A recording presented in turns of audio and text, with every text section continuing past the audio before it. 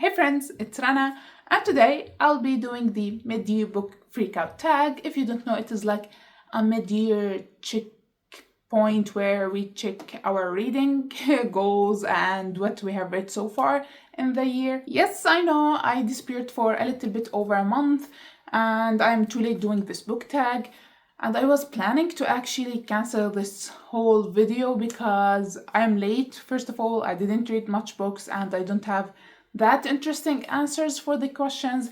But whatever, let's just do this video. Who cares if I'm a little bit 3 weeks late for the exact midpoint of the year? I'm always late for these kinds of things, so you must have expected. So without further ado, let's start with the questions. Question number 1, what is the best book you've read so far this year? So far this year, I finished only 37 books. It is like the last week of July and I only read 37 books. I actually read 0 books in July. I haven't finished any books yet. And I only gave 5 books 5 stars. But if you pressure me to pick just one book that I believe is the best book I've read so far this year, I have an unusual pick, and it is Battle Royale by Kushun Takami. It is a dystopian, futuristic novel, Japanese novel. It is very brutal, very gory. It is like the Hunger Games, but worse with the high school kids. That doesn't sound that much appealing, right? But I loved this book. It is very long, but it reads so fast. And the underlying message of this book is very, very important. That's why I loved it. I know I talked about this book a gazillion times since I finished it, but I don't know. It is like one of my all-time favorite books now. And hopefully by the end of the year, I read more great books, so I could talk less about this one so you don't get bored. The second question is, what is the best sequel you have read so far this year? Well, I have read like 0 sequels this year. Nada. Like, I know that I am more of a standalone girly than a series reader, but I was surprised too when I found out that I didn't pick any sequels or an installment in a series since the start of this year. Maybe because I'm one of the worst reading slumps I have ever been in, but I wasn't in the mood to read a series or a part of a series. I just wanted to start a book and finish the story, and that's it. I didn't want to keep going with it. That's the reason why I don't have an answer for this question. Hopefully I will read like a sequel or 2 by the end of the year. I know, a little low number of sequels to read, but as far as I can judge my reading mood so far, I will be happy if I read overall 50 books this year, because my reading slump is the worst and I'm not enjoying anything I'm reading. So yeah. The third question is, what a new release that you still want to read but haven't yet? Again, I have the same answer every year. I'm not a big release reader. I don't track what new releases there are, and I'm not really that interested to read new releases as soon as they come out. But one book that I'm interested in, I'm not saying I'm gonna read it this year, but one new release that I'm interested in is The Women by Kristen Hanna. Do I know what this book is about? Absolutely not. Do I plan to read it eventually because I trust my queen Kristen Hanna? Yes. And a good thing that it has a lot of praise. No one has said anything negative about it, or if they did, I haven't heard that many or any negative reviews about it. Next question is, what's your most anticipated release for the second half of the year? I found only one book that I think I'm like 100% gonna read one day in my life, and it is Odyssey by Stephen Fry. I already read Mythos and Heroes by Stephen Fry. I know I still have to catch up for Troy, written by him, and the new book he will release is Odyssey. All of them are like about Greek mythology, but narrated in a comedic way by the British comedian Stephen Fry. Like, I have a good knowledge a good background of Greek mythology before I read his books, but it is interesting to read these stories in his writing style or in his way of narration, and it is fun at the same time. So I can't wait to see what he will do or what touches he will add for the Odyssey. The fifth question is, what is the biggest disappointment? And it is not a surprise that I just told you that I didn't have the greatest reading year. So there was a lot of disappointments. And the first one, and it is probably my biggest disappointment because I was expecting so much of this book, and I was actually hoping or thinking that it's gonna be a 5-star read for me. It is No Longer Human by Osamu Dazai. This book is a translated novel from Japanese. It is like one of the most popular, if not the most popular, Japanese books. It is written by Osamu Dazai, and after he finished writing this book, he committed suicide. And it was successful. He actually killed himself after finished writing this book. A lot of people claim that it is like semi-biographical, and the character and what he goes through is very similar to Osamu Dazai's real life. To be honest, at the first I was actually interested and intrigued by the story when I started reading it, but God bless his soul, Osamu Dazai, but the character, if it is based on him, I'm sorry, but I really disliked the character in this book. He was annoying. I didn't know why was he so damn depressed. Like, I have depression, but damn, boy, you are taking it a little bit too far. And a lot of time it is not explained why he is doing what he is doing.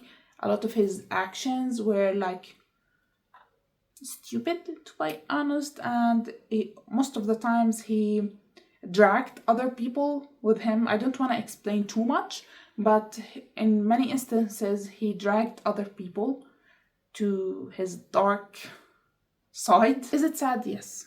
Is it very quotable at times? Absolutely. But is it as good as people hype it to be on Instagram and on Reels?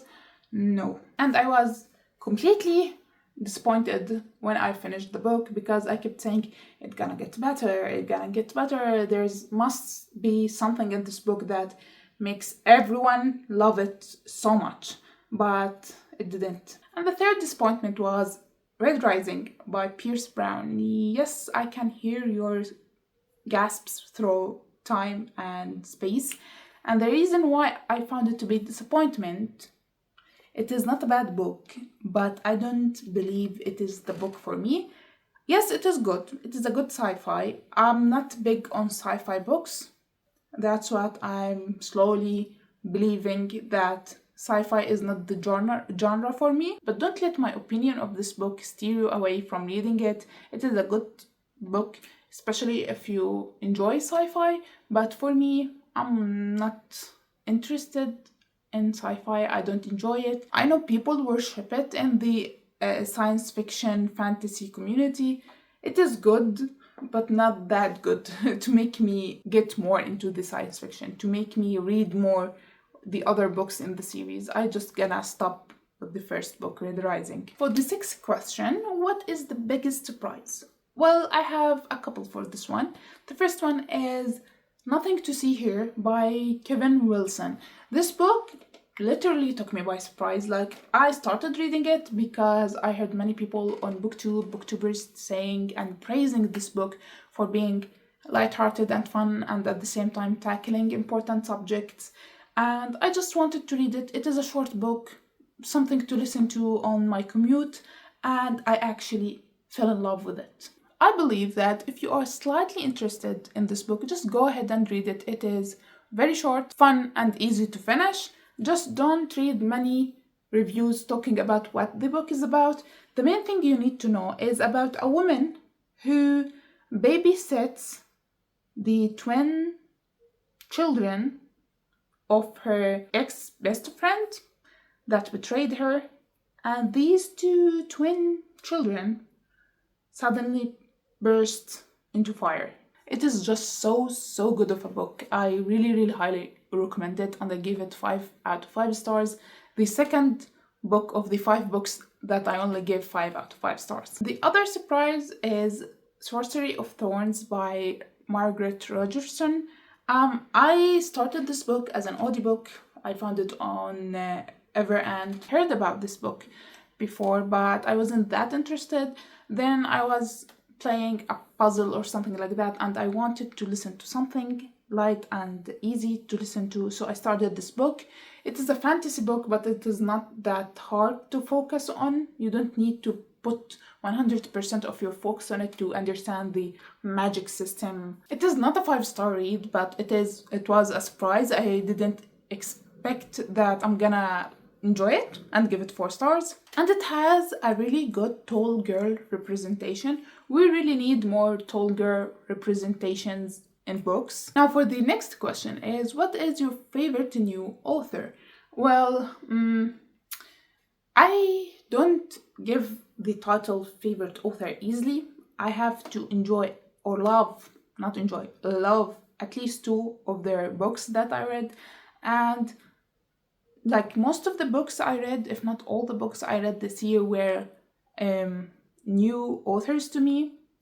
So I can't easily say there are new favorite authors, but an author that cemented the title for me again and again and will always cement it is Khaled Hosseini. I reread 1,000 Splendid Suns this year and it didn't change. It is literally one of my favorite books ever, and Khaled Hosseini will also remain one of my favorite authors of all time. The next question, and the question that I struggle with the most, is what is your newest fictional crush? I don't easily crush over fictional characters in books, in shows, maybe in books, not that easy. But let's say Howl from Howl's Moving Castle. Yes, he is my crush in the movie, and he is my crush in the book, if you want to say that. I don't have any other character to mention other than him, so yeah. The ninth question, what is your favorite new character? I don't know. Howl again? I'm not sure. Maybe we can say Maryam from 1,000 Splendid Suns, even Layla. These 2 women, I love them. I love them a lot. The 10th question, a book that made you cry. And again, the same answer, I believe, from the previous years. I don't easily cry reading books. And this year, I didn't cry reading any books. So I don't have an answer for this question. Next question, what about a book that made you happy? I have 2 books that made me happy. The first one is Nothing to See Here. This book actually made me laugh a couple of times and it gave me a warm, fuzzy feeling inside reading it. I was really happy for the characters at the end of the book and it was so fun. The other book is Howl's Moving Castle. Yes, it is a little bit different than the movie, but I enjoyed it nonetheless. Maybe I enjoyed it a little bit more than the movies at times. It was a bit more funny at the start of the book, or maybe because I have a broken sense of humor. The 12th question is, what is the most beautiful book you have bought or received this year? Like 100% this book. It is The Adventures of Amina Al-Sirafi by S.A. Chakraborty or Shannon Chakraborty. She goes now by Shannon Chakraborty. This book is stunning. I love it. Look at it. Look at the spine. Gorgeous. Even the map inside is beautiful. And the last question, what book do you need to read by the end of the year? I actually need to read any book. I need to make progress with my reading. I'm not reading that much. So if I read any book from my shelf, I'm gonna be content with myself. So that's it for the mid-year book freak out tag. I believe this is the first year that the title of this tag represents me, because I'm actually a little bit freaking out inside because I am not reading anything lately and I really want to read. But whenever I open a book to read, I read like a few sentences and I close the book and never finish the page even.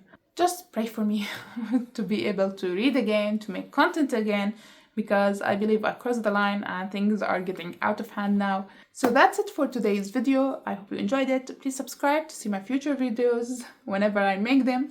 and I will see you next time. Bye!